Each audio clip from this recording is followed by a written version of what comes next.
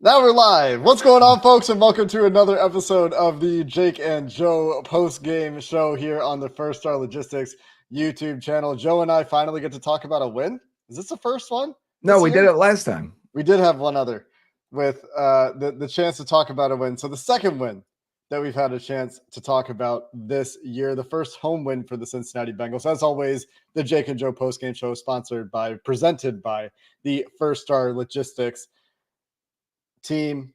We appreciate all of their support. They give us awesome stuff to give away every week. For those of you watching on YouTube, not just listening, you can see on the screen right now that Bengals bourbon set we'll be giving away. We've got a winner from Twitter that we'll be announcing at the end of the show. We'll also have a winner in chat. The hashtag is hashtag Joe Burrow to enter to have a chance to win that Bengals bourbon set. Every week, no matter what happens in the Bengals game, we'll have things to give away for you here on the Jake and Joe post-game show. You won't want to miss any of the episodes. Next week, what do we got? Well, more sweet Bengals swag. This Bengals 18-inch neon clock will have two winners. As always, winners have to live in the United States. And this week, you've got to be 21 years or older because we're dealing with a whiskey set here, guys. All right, let's be responsible. Joe, as always, we start with the big takeaways. The Bengals get a home win, 41-24 against the Las Vegas Raiders, a team that looks as hapless as any in the NFL, I would say. But when they needed, and largely in the fashion that I hope they would get it, there's still room to be critical, but that's not where I'm starting. Where are you starting when you look at your big takeaway from this game? The 41 points is great, right? I mean, you get it without so many players on offense. Orlando Brown, T. Higgins, Eric All goes down, Zack Moss. Trent Brown, if you had him, he would slide to left. So you're missing a lot of guys on the offensive side. You still get 41 points. That's a great thing. But it was a sloppy blowout. And we'll take the blowout. We'll take the win. But yeah, you can come away if you wanted to and say, here are the 5 things they got to clean up. And 5 may be generous. It may be more than that. And there's reoccurring themes and issues like getting guys late substitutions while you're at the goal line situation. But largely, I'm going to take away the positives here and say, they put up points. Burrow was spectacular. And that's one of the things I'm looking for at this point in the season. I want to say I talked about it either a week or 2 weeks ago, where this is typically when his pocket presence starts to really hit that LSU Joe Burrow form. And when it does, the offense looks so much better because let's face it, 4 touchdowns today came when he was pressured and he had to go off script and make a play happen. That is there's 2 points there. One, not every quarterback can do that, right? We lived the Andy Dalton years where the offense, if you beat it, you beat it. And Dalton wasn't going to make a play out of the pocket. Burrow will. And number 2, it means the offense really wasn't functioning from a play call and design standpoint, and probably not enough weapons because you only had Jamar Chase. From that aspect, Burrow had to create and make something happen. And that's good for the longevity and the success of this team going forward. And it's why he's got such a great record in November, December, and so on. They started the show with that, the game broadcast with that. And it makes sense. It's one of the things is his pocket presence.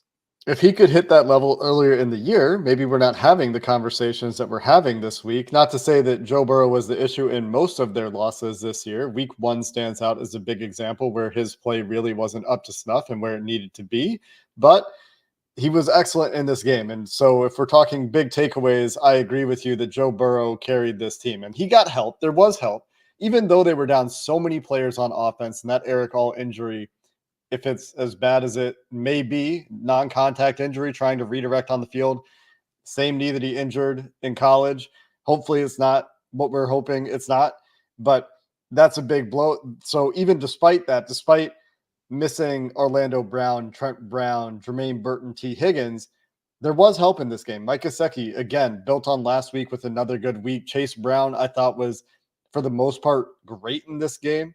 There was one play where he doesn't make a pass block. Joe Burrow manages to make guys miss anyway, goes for a first down. I think that's the first play of the second half for the Bengals offense. So awesome game for Chase Brown, and he's on the field a ton. He left actually early in the first half to go get his IV started at halftime. Jay Morrison tweeting, among others, that he was heading to the locker room early, but Jay pointing out, when I pointed out that it was probably for an early IV, that he stopped and waited for the review before he went back into the locker room. He would have come back out if he needed to, but was definitely going to get some rehydration. 59 plays for Chase Brown, in this game out of 74 total snaps recorded by PFF. I think the official number, if you go look at the ESPN box score, is only 71 plays because PFF is including some plays that aren't official plays because there are penalties or what have you. So a big workload for Chase Brown nonetheless. And it all comes back to Burrow, though. I just spent a lot of time, I know, talking about some other guys that did step up and some other guys did make plays in this game. Jamar Chase early, great. Late, left something to be desired. But Joe Burrow throughout the game put the team on his back and played at the elite level that, honestly, they probably need him to the rest of the way. And the Raiders make that a bit easier than some other teams. They've got Max Crosby and not a whole lot else on defense. Trayvon Merrick, I don't know how to exactly pronounce his last name. He was pretty good in this game. At safety for the Raiders, Max Crosby was pretty good in this game. And the Bengals offensive line, despite the relatively toothless defense of the Vegas Raiders, wasn't as good as it could have been. Joe Burrow pressured on 34% of his dropbacks, only took the one sack. So the pressure to sack rate, really, really strong for Joe Burrow in this game, just 7.1%. And really creating on those plays under pressure. The 4 touchdowns, obvious. In general, though, 8 for 12 passing for those 4 touchdowns. Also had a good scramble. He had 9 first downs on 14 pressured dropbacks. It's a pretty good rate of success when you're pressured. And that is when you know you're getting Joe Burrow at a high level, like you said, Joe. And the pocket movement is so great as it was in this game. We'll look at a play in just a second. He's always going to be good when he's not pressured. He's making good decisions. He's a positive player when he can just sit there and read out what's happening on the football field. But when you're getting that level from him under pressure, that's why the hashtag to win this week's whiskey set is Joe Burrow, because Joe Burrow was phenomenal in this game. Yeah, and another player that was phenomenal that maybe the Raiders couldn't get away from the pressure was Trey Hendrickson, right? And they started losing offensive linemen. I started to actually think, who's the next guy that goes in for the Raiders if they need it? Is it defensive tackle? Is it a tight end? Like, what do you do at this point? They were down to guys you don't want to be down to, right? We've seen that before for the Bengals perspective. It's not fun.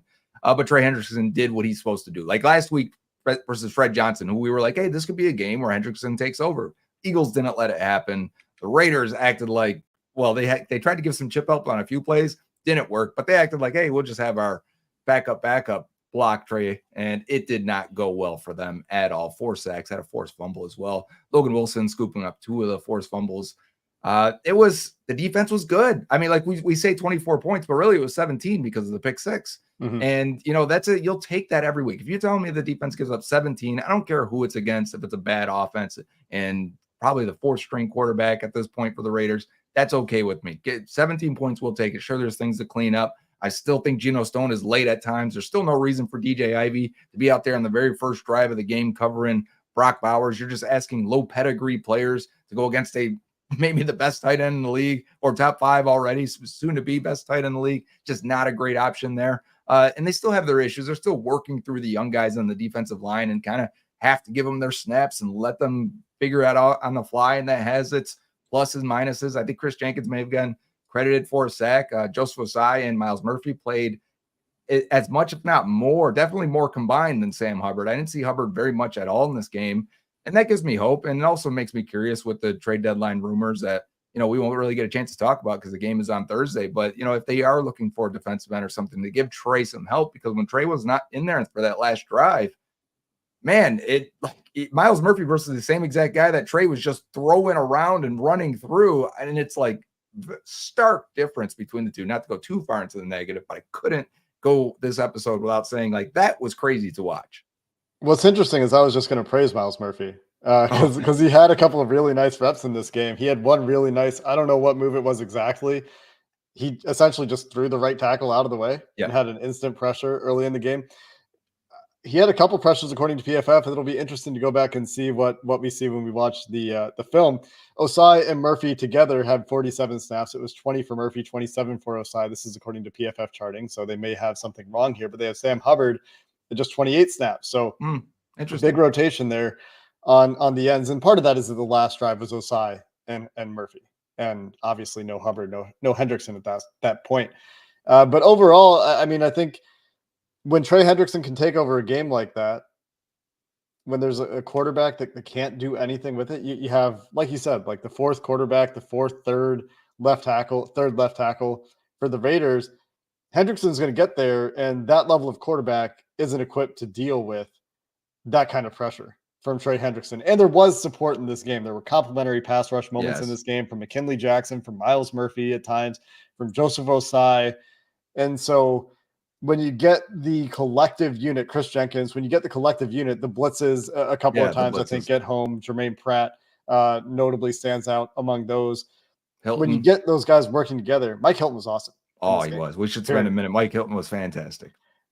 That's maybe a good film review topic too, to be honest, because that's the kind of thing where you don't necessarily notice it a ton unless you're really into like those plays where he's coming flying in and run supporter in the screen game and making multiple plays in that part of the game. But what I was talking about with the pass rush is when they have multiple guys winning or at least like compressing the pocket, it leads to tricky situations. And when it's Desmond Ridder back there, that's when you get the results that you have today. 21 total pressures according to PFF. Is a pretty good day for this Bengals defense. And did you want to add anything on Mike Hilton before we take a look at this Joe Burrow pocket presence and highlight some of what he did in this game? No, go ahead and bring it up. And remember, we're using the hashtag Joe Burrow as we're looking at this play here. Joe Burrow to win a urban set today. Yeah, so obviously what I've learned from past weeks here is we're just going to let this roll on 50% speed to start. And it's an example of numerous plays in this game, right? We said earlier, if you just got here, all four, well, I guess, did he finish with four? Yeah, because Jamar Chase did. He did finish with 5 because Gesicki had the one on the butt. So 4 of the 5 touchdowns come on pressured off-script plays, and we can just let this one go here because this is when I tweeted A+++ pocket movement game from Joe Burrow. You get and they did a good job on Max Crosby most of the game. He was going to get his pressures, right? And he comes inside on a stunt. Burrow sees it right away, drifts to the right, circles around him, orbits around with his eyes up the whole time. That was an issue we talked about early in the season, dropping his eyes, dropping his posture. He doesn't do that here. He's remaining a passer, watching that back line, knowing that Gesicki is probably the one that's going to end up as Gesicki's looking eye contact with him right now, right?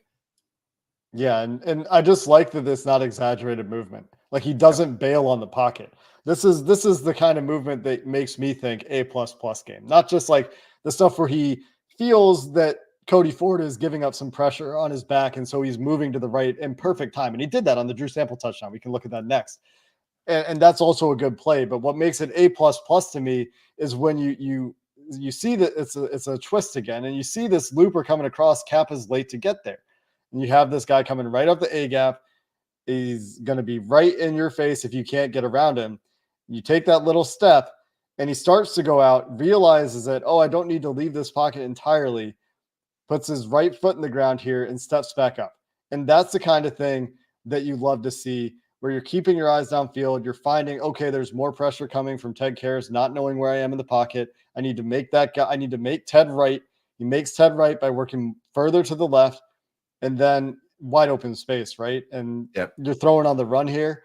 But when you're throwing from that kind of posture, that's just easy for Joe Burrow with Mike Gesicki in 2 yards of space. And he did this numerous times today. We've pointed out, the 4 touchdowns that were pressured, but there was a few even early in the game where I think they wanted to go for it. Was it the 4th down where he hit Tanner Hudson, where he kind of goes to the left, almost eyes left, gets the guy to over pursue and hits backside. He does the same to Drew Sample. You said you may have that play. That we need these plays, and you need Burrow to play at this level. And we might spend a minute talking about the pick 6 at some point here, but other than that, they were perfect today. And I don't put that on Burrow, the pick 6 situation, but other than that, I thought he was pretty damn good. Yeah, and we can take a look at the Drew Sample touchdown here. And this is what I'm talking about. Like, this is still good, right? Like, as soon as Cody Ford is getting bull rushed right into you, and this is the tale of the game for Cody Ford. He survived. He lost slowly enough, I guess, but I'm not going to sit here and say I thought he played well. You know what's key here too, though, is that they're sliding protection left, and they got Sample and Chase Brown to the right to pick up. He knows, like, look at the way the line is slanted here completely. He knows if he's got an escape hatch, it's going to be to his right. Yeah, where this is Devin Cochran at right tackle on this play too, which is perhaps why there's extra help on the right side, because you're down to tackles 4 and 5 on this play, which is a fun little note there. But as soon as this pressure gets there, Joe's already bailing right. Like he's reading this I don't really even know what this is. This Corner in, drag corner or slant maybe corner. slant. And he's reading that out. That's covered. And so he's trying to get back to the backside. From the end zone view of this, which I don't have, Yoshi does kind of come open here, but Mhm. I don't know that you can expect Burrow to find the crosser over the back line. Like this is having to fit it between a window here with these hook curl defenders. So he doesn't throw it to Yoshi here as he's starting to roll out. But then as he's waiting for someone to break free, directing traffic a little bit, Sample uncovers really late. And, the whole throwing across your body thing that sometimes gives coaches nightmares, this one fit in to the Yep. window for Drew Sample. Credit to Chase Brown, really speeding out there and getting to that front pylon, drew two defenders with him because the first touchdown of the game was very similar, broken play, and Chase Brown instantly turns in. Soon as he hits the Jets, I'm in my head, we're watching, I said it out loud, but as soon as we were watching the game, I said, Chase Brown. And like about a second and a half later, Burrow hits him, but you could see the speed at which he breaks out. And from the first touchdown to this touchdown, the defense was like, let's jump on this guy. At least he's getting open on broken plays here. Yeah, and a lot of the chat, Joe, as I'm looking at the chat, is a lot of people are talking about Joe Burrow's emotions during the game and how upset he looked even after the Mike Gesicki touchdown play. And do we have one more to look at here? We can look at the Jordan Battle play, but let's talk about that body language a little bit because it's a big topic in the chat. I think Burrow expects perfection. I think he demands, everything go right. And I think on a day where things are going right and he feels good and he's playing well, it wasn't just the pick six, but I think the pick six really annoyed him or frustrated him for a lot of reasons. One, it's a play where he doesn't get to really make the decision post snap, right? It's just coming off a look that you're getting and you're throwing it blindly pretty much. And that's not, if it's interception, it's not on you. That's not your fault, other than maybe you could have checked out of it. But the way the Raiders were attacking at that point, everything was downhill. You see, like after that point, the Bengals had a deep shot in every single drive afterwards. And it's because the Raiders were just sending everyone downhill because the Bengals were picking apart everything short in this game. And I also think at one point there, I want to say there was like 6 minutes left in the third quarter. And they started to just have little miscues. Tanner Hudson dropping a ball that was kind of weird and awkward. He escaped around the right and kind of missed Jamar Chase backside or back to him. And that frustrated him. There was just little moments that you could see were getting to Burrow. Like we're playing too well, and yet we still got these little attention to detail moments that I think just drive him nuts. And honestly, it's what they need. They've had a lot of attention to detail miscues this season. And if it's him that's going to rally everyone and get him to buy into the Burrow type of mindset, then that's how he's got to look. And I think it's true and genuine, but he's showing it. Yeah, I think it's exactly that. There are these little mistakes that have happened in the game where the ball isn't coming out of his hand exactly the way he wants. Maybe he didn't mean to throw Andre Yosevach that jump ball as a back shoulder ball. Maybe he's trying to push that downfield and let Yoshi run under it. I haven't heard what Joe said in the presser. Obviously, you have the Jamar Chase drop on probably Burrow's best throw of the game, at least his best downfield throw of the game. He drops it in the bucket for Chase. Very used to that play hitting. It didn't hit.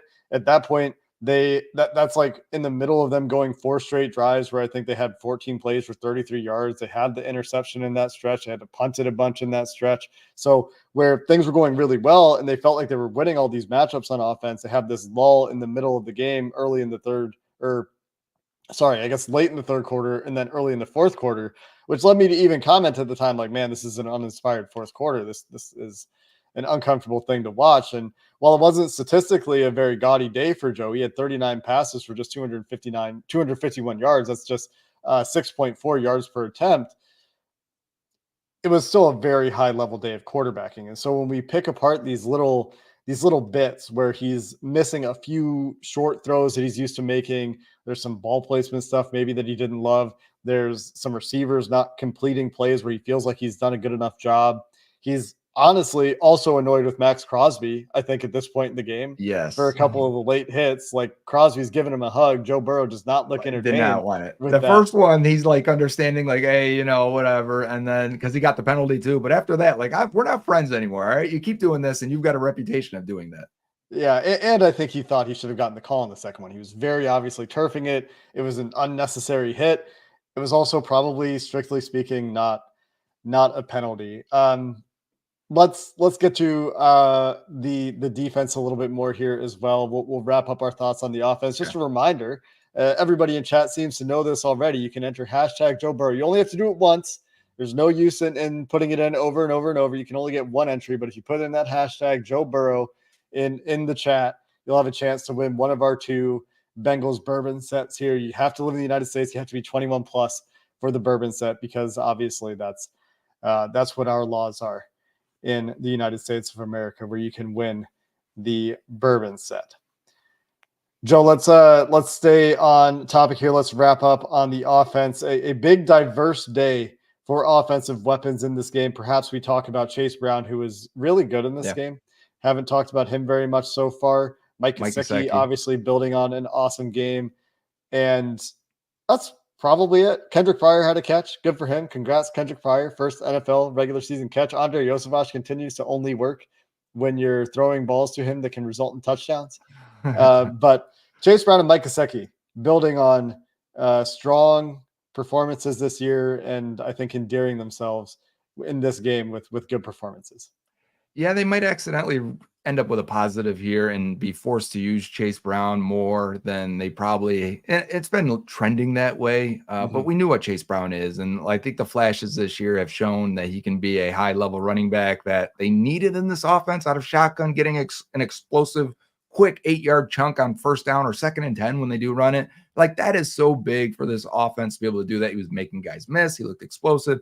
He got banged around a whole bunch today. The workload and the argument for they play Thursday, there's merit to it. That kind of freaked me out a little bit. I like that they wanted to finish a game on offense, but at the same time, did it have to be Chase Brown being the only running back to get the ball? Like, you couldn't use Kendall Milton there and find out what you have with Zack Moss potentially being out for the season. Like, you kind of need to answer these questions. You need another running back at some point. It can't just be Chase Brown. But man, what a game for him.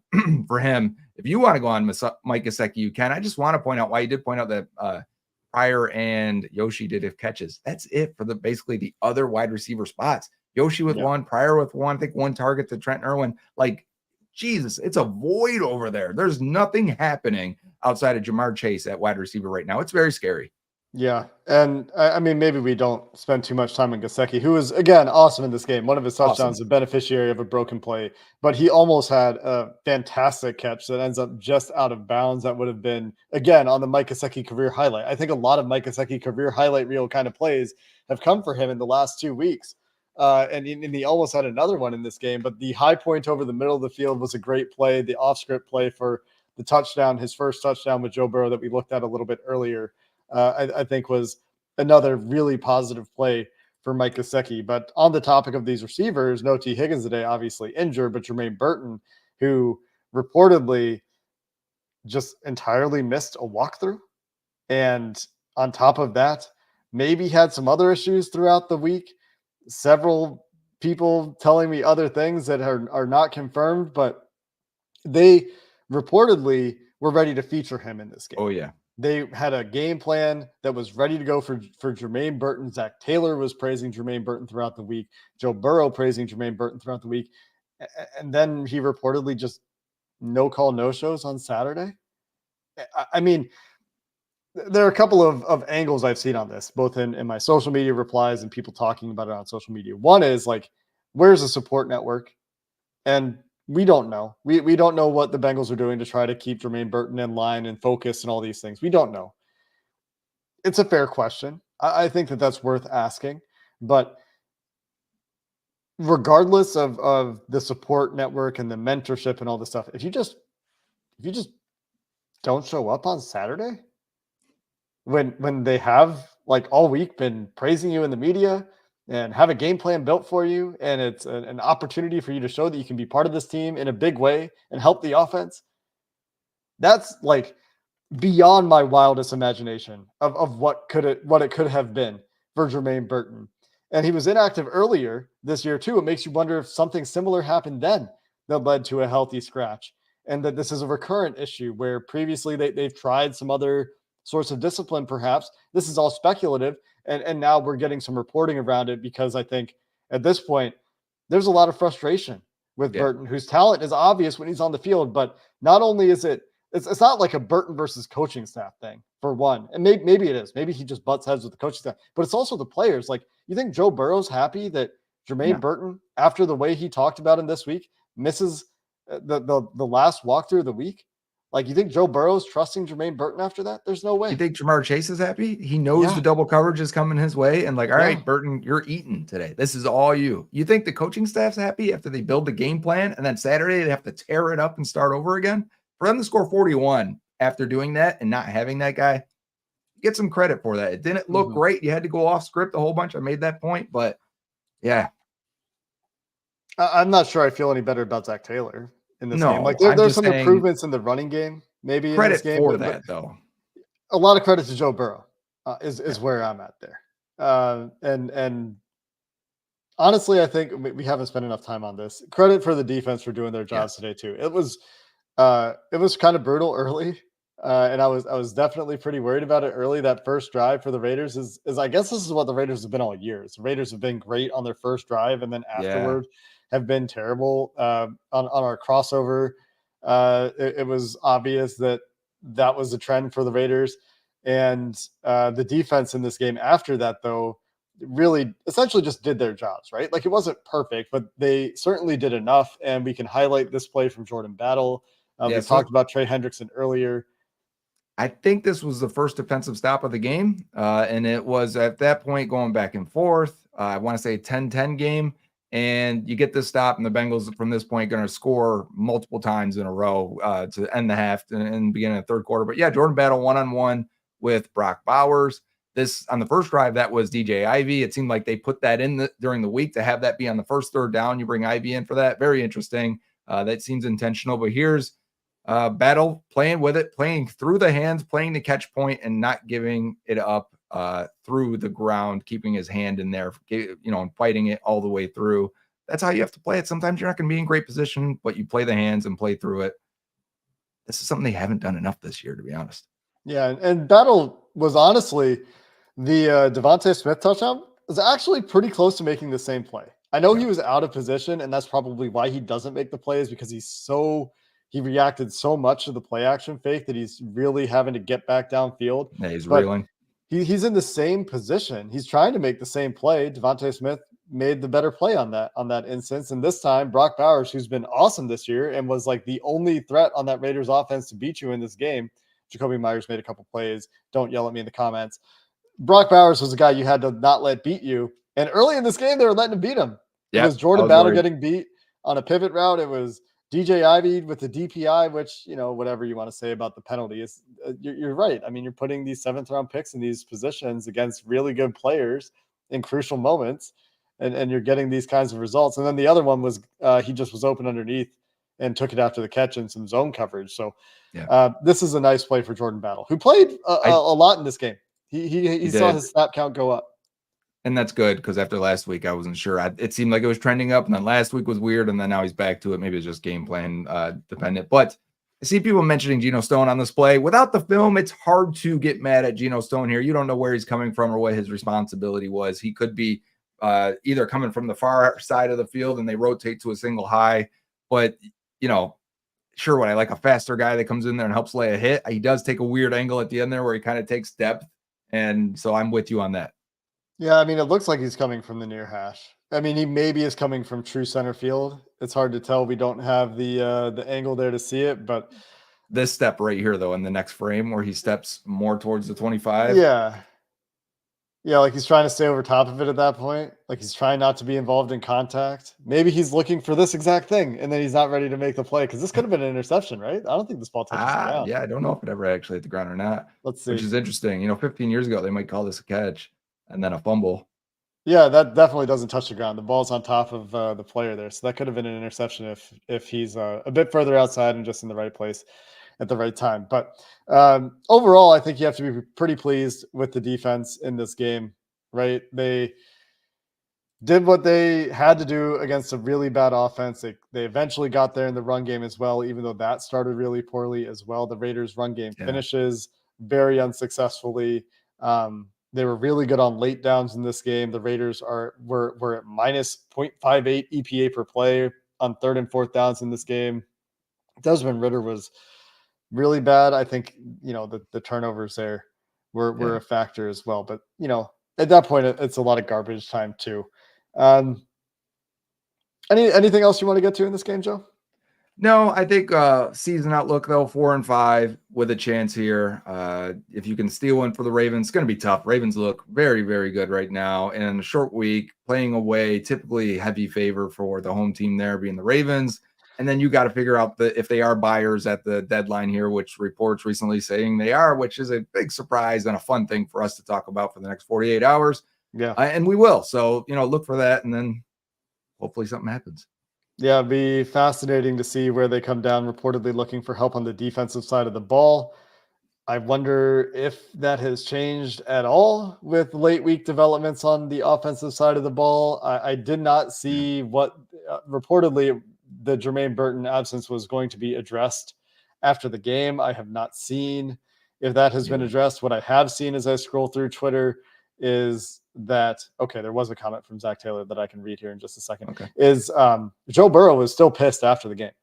And in his presser, he's like, that, we did enough today to win, but not good enough. He wasn't happy overall about the way the offense played in the second half. And they started the second half well, right? Like they got the touchdown to start the second half. And then that was it.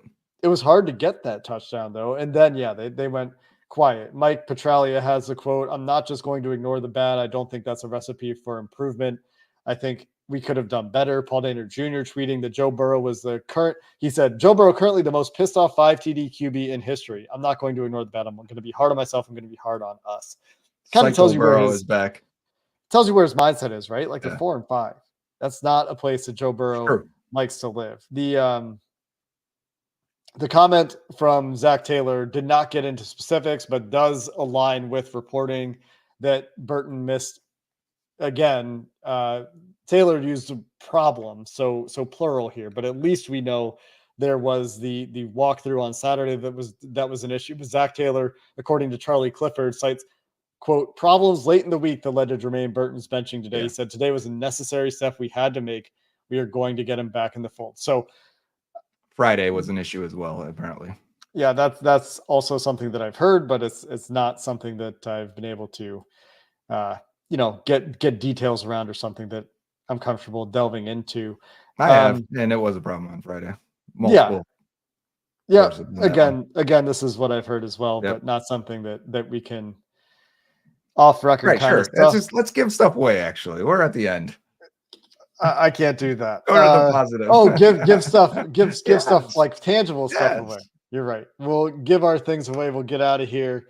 The last note from Zac Taylor is that there is concern about Eric Hall's knee injury, which probably tells you that we should spend 1 minute on that. Excuse me, as it really did change the function of their offense. I felt they went spread after that, and things weren't as easy. Again, I don't think they wanted to live in that again in a game where you're down 2 receivers.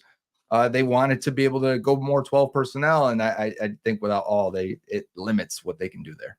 And they did have an attempt with Tanner Hudson in the Eric Hall role on that little motion split zone counter, whatever it is, that little run, and it didn't go well for Tanner Hudson. Trade for a tight end? It went well for Chase Brown. He made it work, but they're going to have to throw that play out of the playbook for the most part. And that's a big portion. It's a big part of their playbook. They've got a lot built off that. They did do some cool stuff out of pistol in this game too, but we won't have time to go into that now. Let's get to our giveaway winners for this bourbon set. We had one winner from the Twitter giveaway. Joe, I'll let you tell the people who won. We've got Jason Cook, and I think that says Cook JA72. So Jason Cook, congratulations. You're the first winner of the bourbon set. And we're going to give another one here. You got about 2 seconds to get in. Hashtag Joe Burrow. I see the last couple comments are in on it. So be ready. And then we can run our giveaway here for the in studio or the live audience giveaway. And we'll see who's won our second bourbon set, courtesy of First Star Logistics, who makes this show possible. Yeah. I'm excited. I like the giveaways. Even on the losses, some people get frustrated, but you know what? Have fun. It's life. If the first star wants to give you something cool and unique, take it. Jekyll Hyde. Something nice we can do, right? And we love the opportunity to give stuff back to the folks that support us. Congratulations to Jacqueline Hyde. Which is a great name, by the way. Jacqueline? Jacqueline Hyde. Jacqueline Hyde. Oh, it's a pun. If that's her name, that's awesome. I wonder if that's a real name or if I wonder too. Just a punny kind of thing. Anyway, that's going to do it for this episode of the Jake and Joe postgame show. Congrats to our winners. Congrats to the Bengals moving to 4-5, finally getting a win at home, getting an AFC win. Important things for the Bengals this week, and sets them up to try to win a difficult road game next week on Thursday Night Football. And those division Thursday night games, those are tough games, with the Bengals desperate for it to get to 500, to take a game off the Ravens after they weren't able to close the deal at home. We'll be ready to talk about that one on Thursday. Yeah. Until then, the Jake and Joe postgame show presented by First Star Logistics, one of the fastest growing companies in Cincinnati. And they're hiring, by the way. If you're looking for work, check them out. We appreciate their support on the show. We appreciate the opportunity to help them give back to the awesome Cincinnati Bengals fan community out there. Next week, we've got that clock for you. And until next time, the Bengals come back with a win at home. We'll talk to you next time here on the Jake and Joe postgame show. Dave Lapham here, and every day I am grateful for my experience to have played professional football. As a player, I realized self-motivation, leadership, and appreciating your teammates are key. At First Star Logistics, you can use those same attributes to create the life you want for you and your family. Build your future by working hard like I did. You'll see results both on and off the field. Call First Star Logistics today and be part of our winning team. Opportunity knocking.